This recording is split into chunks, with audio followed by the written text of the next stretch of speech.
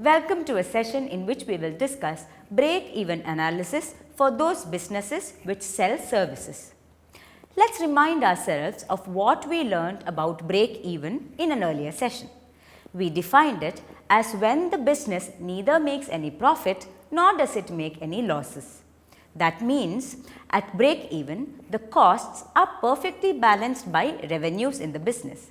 In another session, we also looked at how to apply break-even analysis to businesses which sell more than one product. We will use many of the concepts from those two sessions here. So, while we begin with a brief summary of the highlights of those sessions, you may want to go through those sessions before you start this one. Let's recollect the main points from the earlier two sessions. In a trading business which sells one or more products, the per unit variable cost is mostly dependent on the raw material cost and the cost at which those products were bought. While the shopkeeper will spend some effort or labor in selling each product, that per unit cost is negligible compared to the raw material cost. Instead, we consider labor cost in the form of salaries as fixed costs. Hence, for single product trading businesses, we defined break-even equation as break-even volume is equal to total fixed costs of the business divided by the difference in the price of the product and the per unit variable cost of the product. We take a similar approach for a production business which makes and sells a single product. There too, we take the entire labor cost as the fixed cost and hence we use the same equation. You may recall from an earlier session that we changed this approach for a trading or a production business involving multiple products. We find the total variable costs or TVC by adding variable costs for each product. We then equate TFC plus TVC with revenues in the break-even equation. Any combination of sales volume of the products that satisfies this equation helps business achieve break-even. Now, we will turn our attention to those businesses which sell a single type of service. The approach is the same as that followed for a trading business, a production business that sells a single product. Hence, we use the same equation that we have seen before by simply replacing the word product with the word service.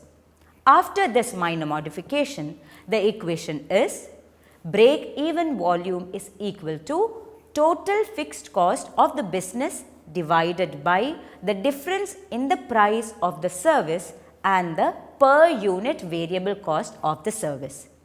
Let's take an example to understand how to use this equation before we discuss businesses which offer multiple services. Bhola is the owner of a puncture shop and provides a single service of mending punctures.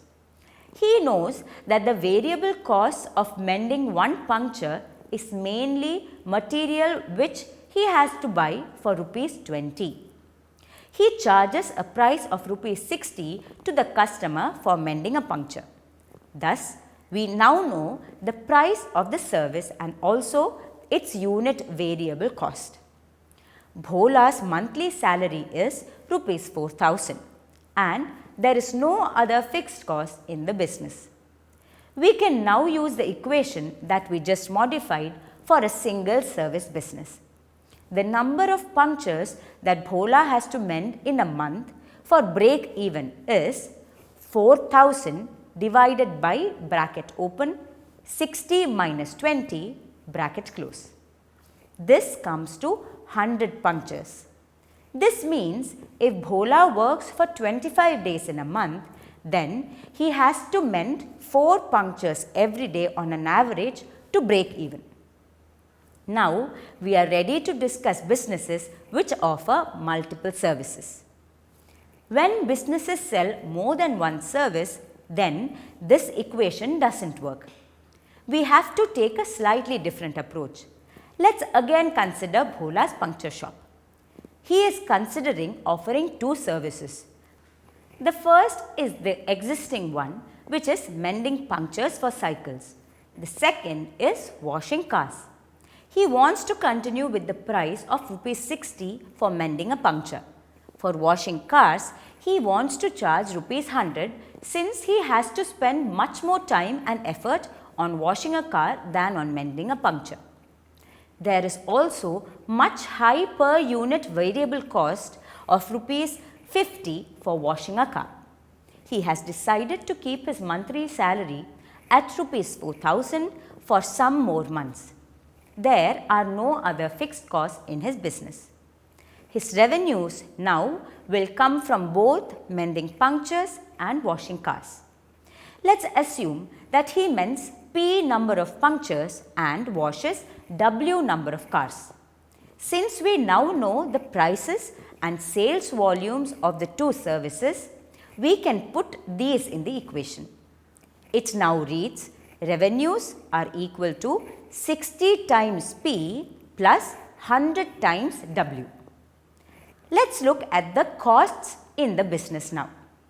We will continue to use abbreviations TFC for total fixed cost and TVC for total variable costs. For Bhola, TFC remains at Rs 4,000. His total variable costs are coming from mending punctures and washing cars. We know that the per unit variable cost for a puncture is Rs 20 and Rs 50 is for washing a car. Using these numbers and the notations for sales volumes, we can write the equation as TVC is equal to 20 times P plus 50 times W. We can get the total cost by adding TFC and TVC. Hence, total costs are equal to 4,000 plus 20 times P plus 50 times W. Now remember that at break even, revenues are equal to TFC plus TVC. We can substitute values for each of these in this equation.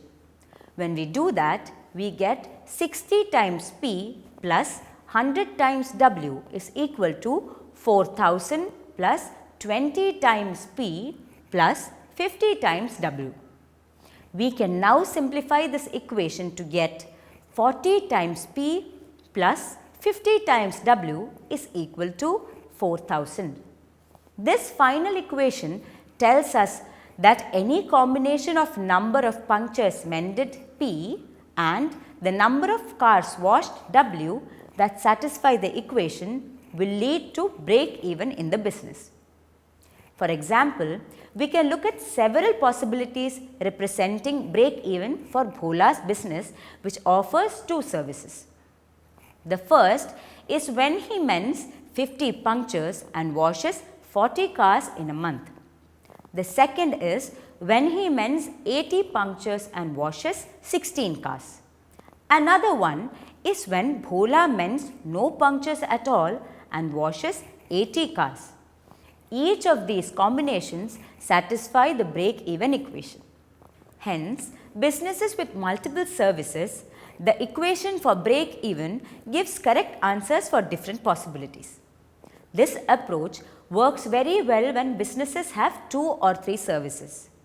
For businesses which provide a large number of services, the approach will lead to an equation with many terms on the left-hand side. Such equations are not very helpful for an entrepreneur because they have too many possible solutions. In such case, it is better to discuss break even in terms of just revenues than volumes. There is one important point we must consider while discussing service businesses. Unlike selling products, selling services usually take much more efforts or time. Hence, in a business that gives multiple services, different services may take different levels of efforts. So, it is very important for such businesses to price their services accordingly. You may recall that in our example, Bhola was charging rupees 100 for a car wash, which is much more than the price of rupees 60 he was charging for mending a puncture. He reasoned that it would take much more efforts to wash a car than to mend a puncture. Hence, his prices reflected the difference in the efforts. To summarize, costs are perfectly balanced by revenues at break-even. For a business that sells a single service, break-even volume is given by total fixed costs of the business divided by the difference between the price per unit of the service and per unit variable cost of the service. For businesses which sell more than one type of service, we have to find the total variable costs TVC by adding variable costs for each service. We equate TFC plus TVC with revenues, and any combinations of sales volumes of the services that satisfy this equation helps the business achieve break-even. When a business sells many services, then the entrepreneurs need to ensure that prices reflect the levels of efforts for each service. That, in a nutshell, is about break-even analysis for businesses selling services.